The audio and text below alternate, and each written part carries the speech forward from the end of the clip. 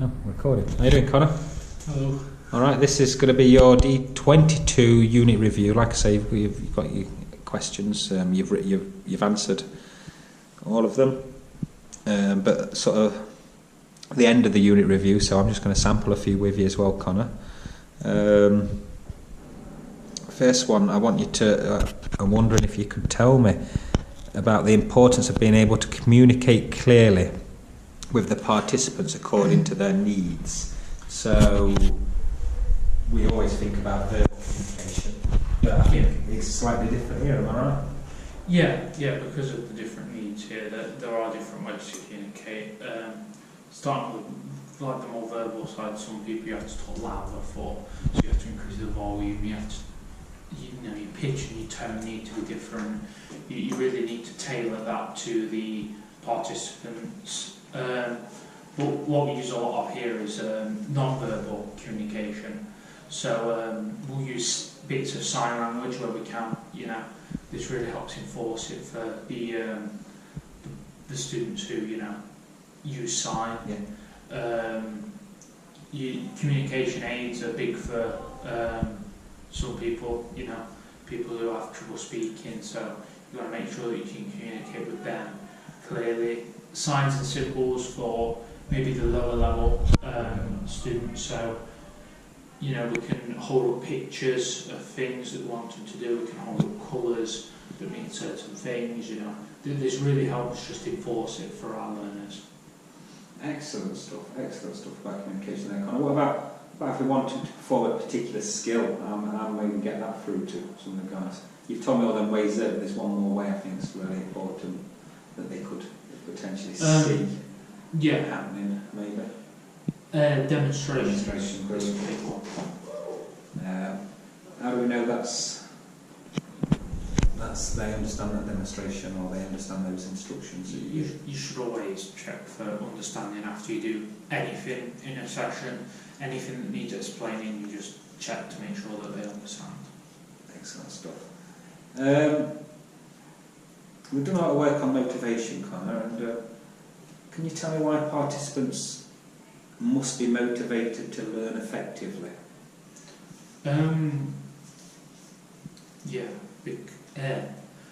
Being motivated is very important in our sessions. I feel like it pushes them to make themselves better, and if they don't have that push, if they don't have that there, then they're not going to achieve as much as if they want to. There are lots of different ways to motivate. Well, I'm going to move on to that. Can you list me some different methods that can be used to motivate participants, but without putting undue pressure on them? So you can set goals. That one's pretty simple. You say, I want you to try and do this in this time. It pushes them to do better. But obviously we're not pushing them too hard because some may struggle with that. Competition's another good one. Everyone wants to get involved in a competition. It really pushes them to do better. Rewards for some students, they like certificates, they like little trophies, they like little prizes at the end of the winner, and that really just helps push them to go further. Any other subtle ways we can motivate people while the session's going on? So feedback, positive feedback, just reinforcing you're doing really well, keep going, things like that. So it's almost like offering encouragement as well. Yeah, and praise. Yeah, brilliant, excellent. Thank you, Connor. Just moving on to about preparing participants for the sessions. I'm not going to ask you about clothing because we have a rule about being dressed appropriately anyway, and we make that quite clear to everyone. But why recording attendance may be important in some context? Now I know your sessions, you don't stand there and do a register, but you must do something. You must ask something, or you must speak to someone about it. Yeah, the teachers there, they've done attendance, who's there, you speak to them, and obviously you make a mental note to yourself, like who's there. But it's very important for fire safety and things like that. Another reason maybe at Portland or Bracknell, the attendance is quite important because of the trait that some of the participants may have, or some of our learners, which could be. Do you know which way I'm going down there? A word beginning with A that sometimes happens. That doesn't really happen in your sessions. You may not be too aware. If I put absence, if you heard the word absconding. No. It's a technical term that we may use here for learners that could be in your session 1 minute and then you back maybe turn, there could be a door open, and I've spent time in the woods before or looking around college because some learners sometimes, but that comes down to identifying those needs. If you had someone who may potentially abscond in any of your sessions, Connie, you would be informed, but also the staff would be looking and be aware of who may go, etc. So moving on from that, why is it important to find out about your participants' previous experience in sort of sport? That is very important because they may have, you want to tailor the session to them. So if they have done like this sport for years, you don't want to then be giving them a beginner's session on it because they already understand. But if they haven't done it at all, you don't want to be giving them a really advanced session.